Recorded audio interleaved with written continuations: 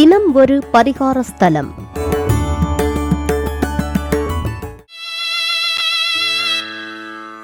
தவறான குணங்களை மாற்றும் ரமணர்.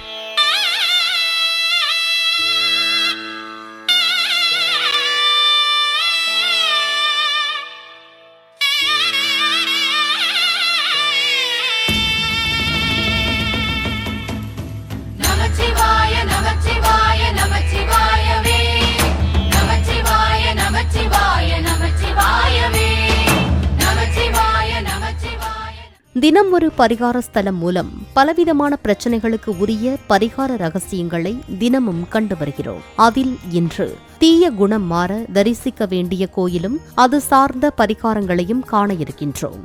ஒரு மனிதனை அடையாளம் காணச் செய்வது அவனது குணம்தான். பொதுவாக ஒரு சிலரால் அவர்களிடம் இருக்கும் தீய குணங்கள், கெட்ட பழக்கங்களை எல்லாம் போக்க வேண்டும் என்று நினைத்தாலும் கூட அதை அவர்களால் நீக்க முடியாத சூழ்நிலையும் மனநிலையும் இருக்கும். அப்படிப்பட்டவர்கள் சித்தர்கள் ஜீவ சமாதிகளுக்கு தொடர்ந்து சென்று வழிபடும் போது தேவையில்லாத அந்த தீய குணங்கள் மற்றும் கெட்ட பழக்கங்கள் எல்லாம் மாறி நல்ல எண்ணங்களும் நேர்மறை சக்தியும் பெருகும் என்று நம்பப்படுகிறது. அப்படி ஒருவரின் தீய குணத்தை மாற்றும் ஒரு அற்புதமான ஜீவ சமாதி ஆலயம்தான் திருவண்ணாமலையில் அருள் பாலிக்கும் ரமணாசிரமம் திருக்கோயில்.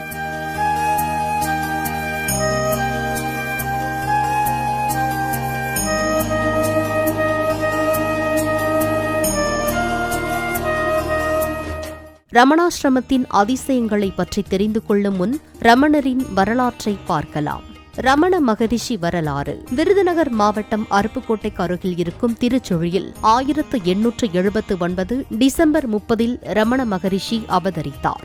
சிறுவயதிலேயே ஆன்மீக நாட்டம் கொண்டிருந்தார். அப்போது ஒரு நாள் மரண அனுபவத்தை சமாதி நிலையில் உணர்ந்தார். அதே சமயம் அருணாச்சலம் என்ற வார்த்தையை கேட்ட அடுத்த நொடி அவருள் மிகப்பெரிய பேரானந்த உணர்வு ஏற்பட்டு அருணாச்சலத்தை தேடி நினைத்தாலே முக்தி தரும் திருவண்ணாமலைக்கு 16 வயதில் வந்தார். முருகனின் அவதாரம் ஏற்று கௌபீனதாரியாய் இங்குள்ள பாதாள லிங்க சந்நிதியில் நிஷ்டையில் அமர்ந்தார். நீண்ட நாட்கள் உணவு உறக்கம் ஏதுமின்றி சமாதியில் ஆழ்ந்தார். அவர் தவமிருந்த பாதாள லிங்கத்தை தற்போதும் திருவண்ணாமலை கோயிலில் காணலாம்.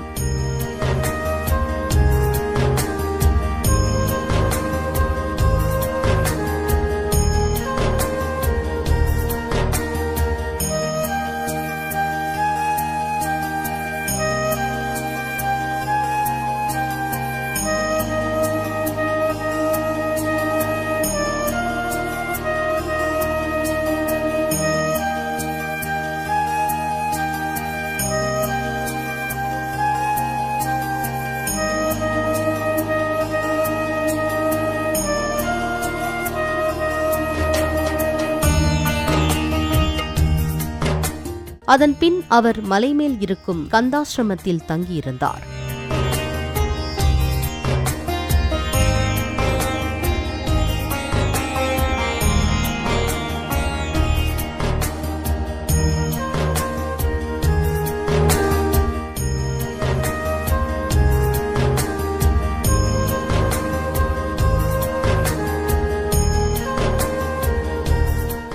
ஏராளமான பக்தர்கள் இப்பொழுதும் கூட கந்தாசிரமம் சென்று ரமணர் வாழ்ந்த பழைய ஆசிரமத்தை தரிசித்து வருகின்றார்கள். தற்பொழுது ஆசிரமம் இருக்கும் மலையடிவார கிரிவல பாதையில் வந்தமர்ந்தார்.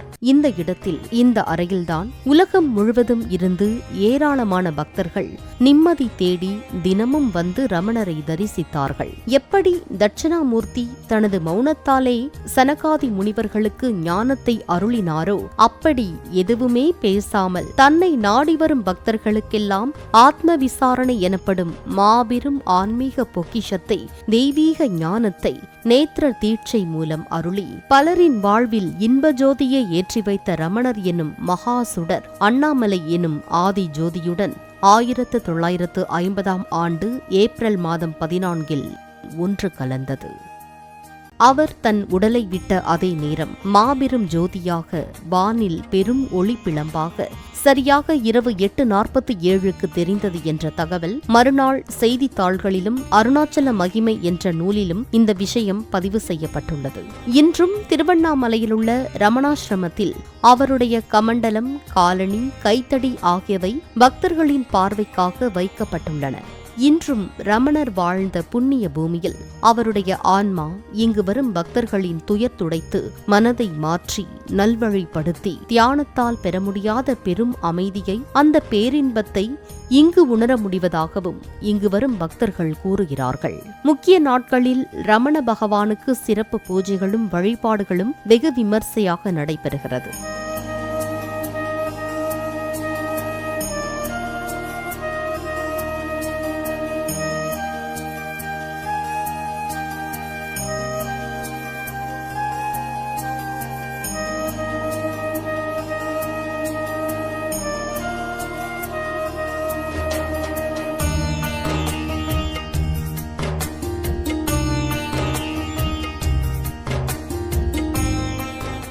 உலகில் எங்கு பிறந்தாலும் சரி, ஆன்மீக தாகம் உள்ளவர்களையெல்லாம் காந்தமாக கவர்ந்தெழுக்கும் மகா சக்தி நிறைந்த சித்தர்கள் பூமியான திருவண்ணாமலையில் ஞானத்தின் ரூபமாக, மௌனத்தின் வடிவாக வாழ்ந்து இன்னமும் தன்னை நாடி வருவோரையும் தன்னை நினைப்போரையும் ஆட்கொண்டு அவர்கள் வாழ்வில் அதிசயங்கள் செய்து வருகிறார் ரமண மகரிஷி.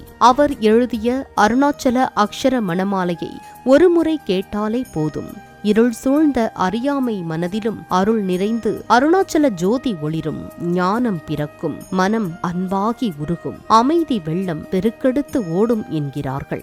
ஆன்மீக பூமியான திருவண்ணாமலையில் இருக்கும் ரமணரின் ஜீவ சமாதியில் சற்று நேரம் அமர்ந்தால் வேண்டாத கெட்ட குணங்கள் மற்றும் தீய எண்ணங்கள் எல்லாம் தானாக விலகி ஒரு தெய்வீக அமைதியும் மன நிம்மதியும் கிடைப்பதாக பக்தர்கள் கூறுகிறார்கள். அதனால் மன அமைதி இல்லாதவர்கள், மனக்கவலை உள்ளவர்கள் மற்றும் தேவையில்லாத தீய குணங்களை எல்லாம் மாற்ற நினைப்பவர்கள் ஒருமுறை ரமணாசிரமம் வந்து வழிபடுங்கள். நிச்சயம் உங்கள் வாழ்க்கை மாறும், தீய குணங்கள் விலகும். அடுத்து கேள்வியும் பரிகாரமும். கேள்வியும் பரிகாரமும் பகுதியில் இன்றைய கேள்வி: குரு தோஷம் தீர என்ன பரிகாரம்? பொதுவாக குரு பகவான் ராகு சனியுடன் இணைந்திருந்தாலோ அல்லது லக்னத்திற்கு தீய ஸ்தானங்களில் இருந்தாலோ நிச்சயம் திருமணம், குழந்தை பாக்கியம் தடைப்படுமா. மேலும் கடன் பிரச்சனையும் இருக்குமாம். பணத்தை சேமிக்கவே முடியாது என்கிறார்கள். குறிப்பாக மருத்துவர்களால் கண்டுபிடிக்க முடியாத கர்ம நோய்களால் உடலில் பிரச்சனைகள் இருக்குமாம். அப்படிப்பட்டவர்கள் திருவண்ணாமலைக்கு உங்கள் ஜென்ம நட்சத்திர நாளில் சென்று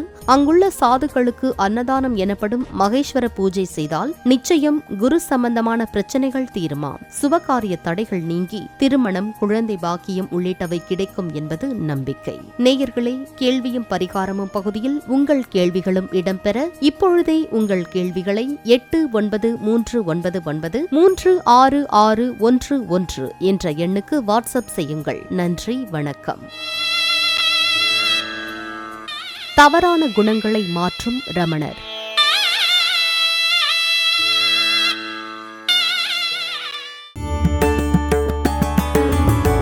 தினம் ஒரு பரிகார ஸ்தலம்.